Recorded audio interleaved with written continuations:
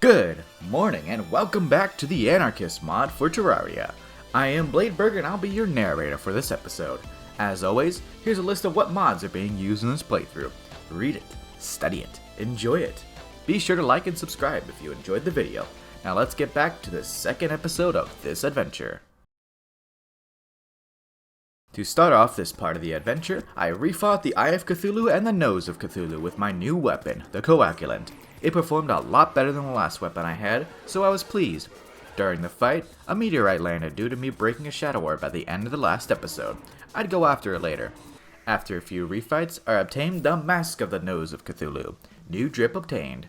Once I made sure my character looked as good as he possibly could, I hopped back into my elevator to seek out new ores and life crystals. I found an ore I wasn't able to mine down near Hell, some magma thing. Since I was down there, I also nabbed a Hell Fort just because. As I continue mining, the Potion Master NPC spawned. He sells potions for this mod, but I am clearly of the weakest and not of the strongest. A few are very good, as you'll see later on. Once I returned to the surface, I made myself a full platinum armor set and a platinum pickaxe. I then went to prepare for the next boss, the Brain of Cthulhu. Why the Brain and not the Eater of Worlds? I like the Brain as a boss better, and I already had a good amount of Crimson bars from the Eye of Cthulhu, no need to go for Demonite. With more mini insta-bridges in tow, I created a good Brain arena. I typically use a 3-tier platform for my fights, so I can hook away from the tiny bastards during the fight. Ready as I'll ever be, I buffed up and bombed some Crimson Hearts, summoning the Brain of Cthulhu. This fight actually went kinda poorly, to be honest. It kept teleporting very unpredictably in the first phase, with the swarmers cutting me off constantly. And the ice slimes. Ugh, the ice slimes. I didn't know they were there. They almost cost me the fight. However, the Coagulant and its piercing worked well for the boss, and it went down. Here's the fight. Enjoy. Sped up this time because this is my first of many boss fights this episode.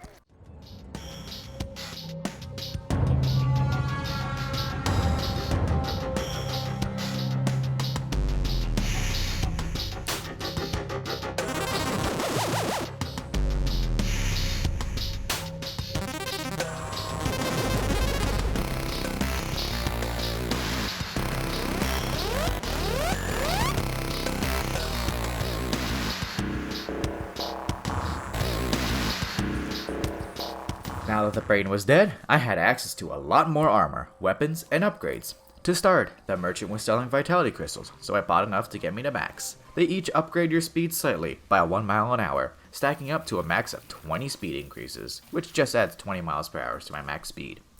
Next, I crafted a new Dark Artist weapon, the Night Feed, a tracking Dark Artist weapon, very aggressive tracking too. I did keep the Coagulant, as it was used in a Night's Edge type upgrade, the Crosscut. That's the weapon I sought after this one, and probably the weapon I would use against a wall of flesh. I was also able to finally start magic storage, having found 0 diamonds in my many hours underground. The shadow diamonds from the boss allowed me to craft the storage heart, and my magic storage was up and running. I crafted a full set of crimson armor to replace my platinum, as well as a pick to go with it. I also discovered an armor set for this mod called the Grim set, so I made that too, equipping it since it was the modern armor set for around this area of progression. Since the Brain was down and I had a crimson pick, the meteorite that landed earlier was as good as mine. Vein Miner is very satisfying with it.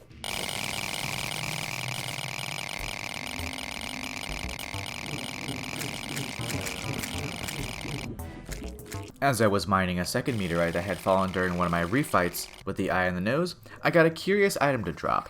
A journal entry for the Crimson. It was a material for some kind of book for the biomes, giving large buffs based on the biome. I assumed this would be a hefty grind to get these pages, and one I was willing to do. Grinding fun. Once the meteors were mined, I checked if any cultist gear would be made from it. Spoiler alert, nothing. I set out to conquer the Guardian of the Dungeon. Why not the Frost Sail, which was next on the boss checklist, or even the Queen Bee? I hate the Queen Bee. I also completely forgot the Frost Sail existed. After an arena was constructed, I waited until nighttime, defeating a ton of goblin scouts that had spawned. There was like 30 of them before night. I could definitely summon a goblin army now. When night fell, I summoned the Master of the Dungeon, Skeletron. This first fight was really rough, and I ended up losing this first attempt due to a fatal error. My arena was just too small, and I kept getting hit by its spin attack. Not fun. Back to the drawing board I went, crafting a new weapon, the Totem of Regeneration. It costed Arcturum to place, but created a small field that damaged others and gave me a massive bump to my health regen. I also swapped back to Crimson Armor for the increased health regen and defense over Grim Armor. Now on to attempt 2. How did it go? Still a bit rough. Skeletron is a very fun fight, but one small slip can mess you up a lot. The Night Feed performed very well. Its aggressive tracking helped to hit the head as I was dodging the hands and shooting skulls. The Totem also helped to heal up after a blow. I like these totem weapons. Enjoy this fight, sped up a bit to ease viewing.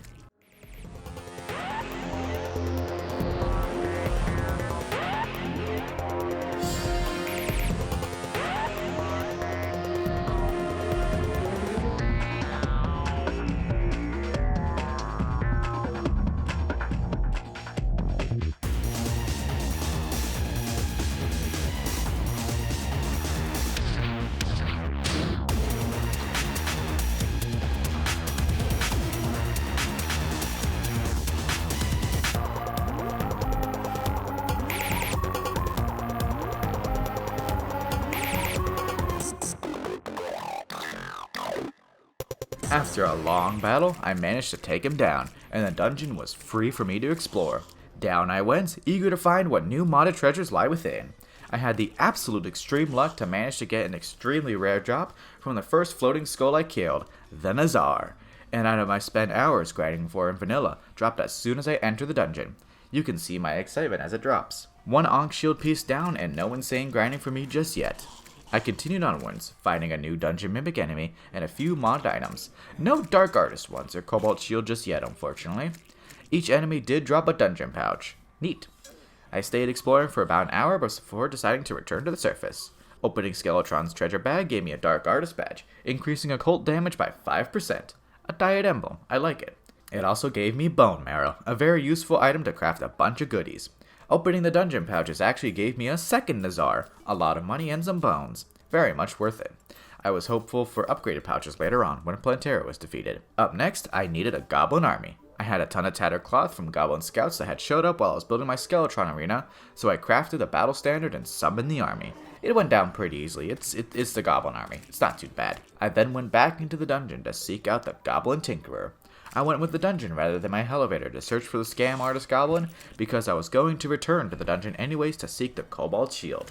I managed to find the Tinkerer and talk to him, nearly dying in the process.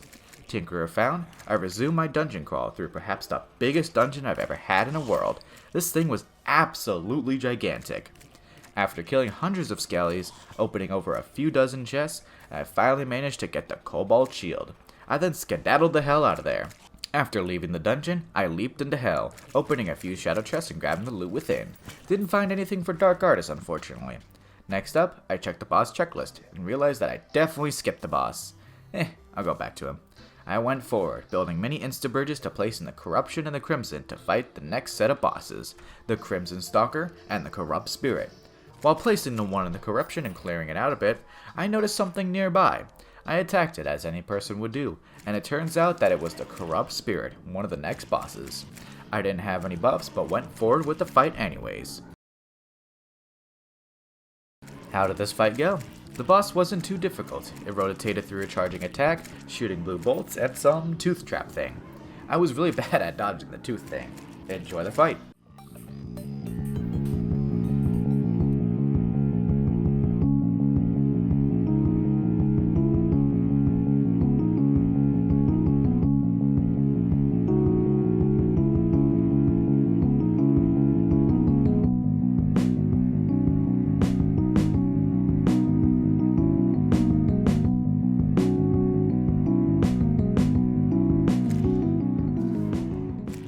Even unbuffed, the boss wasn't too much trouble. Ignore that I nearly died at the end.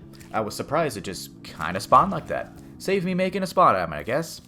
It dropped a melee idol and a few cloth from its treasure bag. The cloth was used to either make a magic armor set or to create the corrupt variant of the Dark Artist Night Edge. I knew then that I'd need the one from the Crimson Stalker to make the crosscut. Onto the Crimson I went. This boss didn't spawn naturally, unfortunately, so I had to summon it with the spawn item. Here's how the fight went. It went very well. The boss had a similar moveset to the Corruption counterpart, so I was able to predict a bunch of moves. It shot some flesh out, Just summoned some little minions, and just did a charge attack. Not too hard to manage those. Enjoy the fight.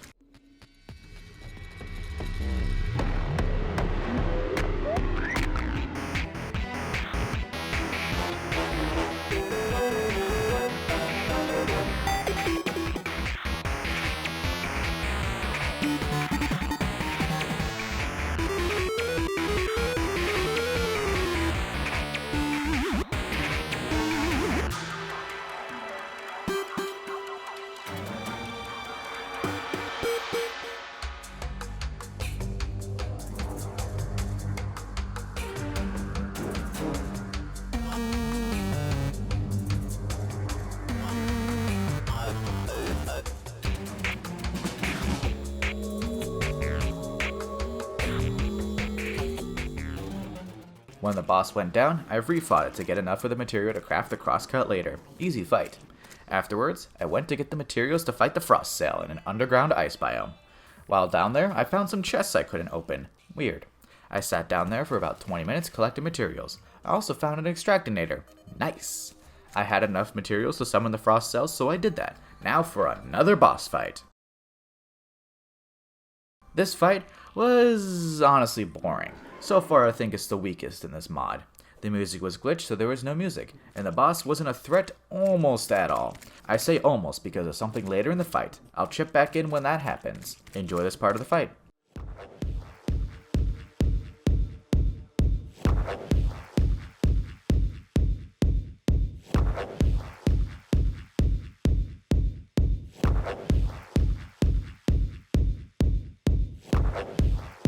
Back in to chip in, it's this part that messed me up. Apparently when it shot out its projectiles like this, it also summoned two around the player to close in on you. Did I see it? Hell no. Blue projectiles on a blue background. A piece of feedback I will reiterate through certain modded bosses and playthroughs I will do later. Please make the projectiles a color that can be seen easily against the background. Wall of Flesh, freaking purple lasers. Skeletron, white skulls. Twins, light green and red. Easy to see means I have a chance to dodge them. These ones, they felt like cheap damage because they just blended in with the background. Anyways, back to the fight.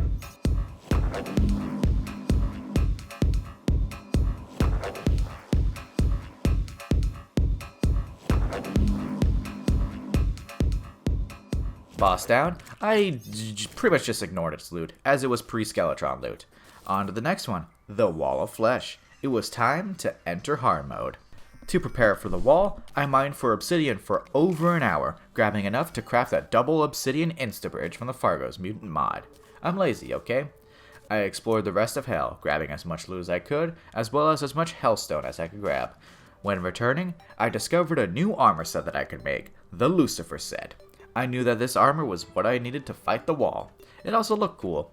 Mental note added, I continued on with my prep, placing the obsidian instabridge. Now with a great platform to fight the wall, I remember that I still hadn't killed the King Slime. It went down easily, no need to say much about it.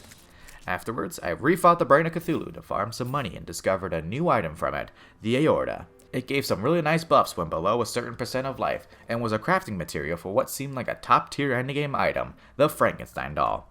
Noted. I crafted a ton of dark alloy, which is made from Hellstone, one of the evil bars, and either platinum or gold. I definitely had enough. I then farmed a bit for enchanted lava, which drops from fire imps in hell, then crafted a full Lucifer armor set.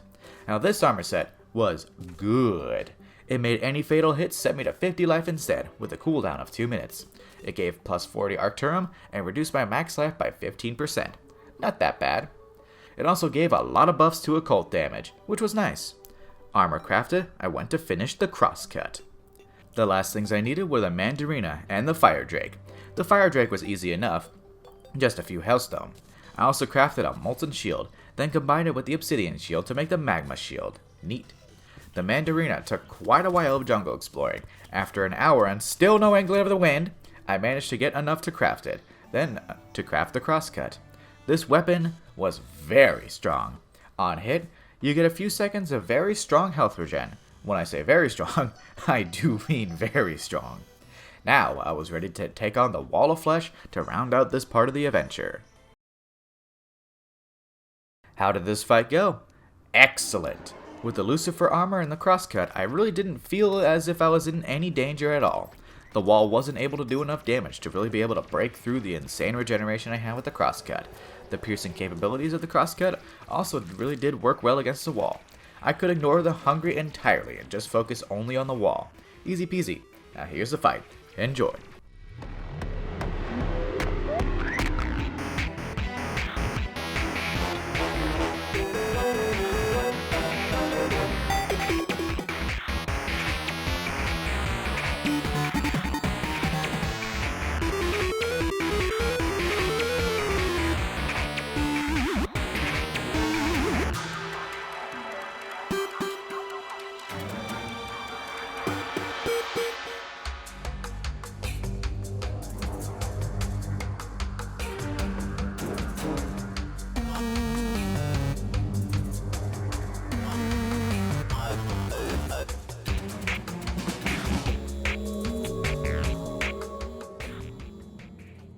The wall of flesh was down, and hard mode was open for me to die a lot in.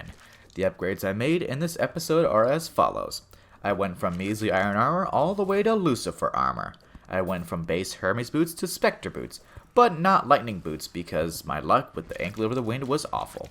I added the blue horseshoe balloon to my equipment, along with the occult badge and the magma shield. For weapons, I went with the coagulant to the crosscut, and added the totem of regeneration to my arsenal. Now that hard mode was obtained, a full new world awaited me in the next episode. I hope you all enjoyed. Leave any comments, feedback, or questions below. If you have any mod ideas, I'd also like to hear suggestions on what to play after this mod. See you all in the next one.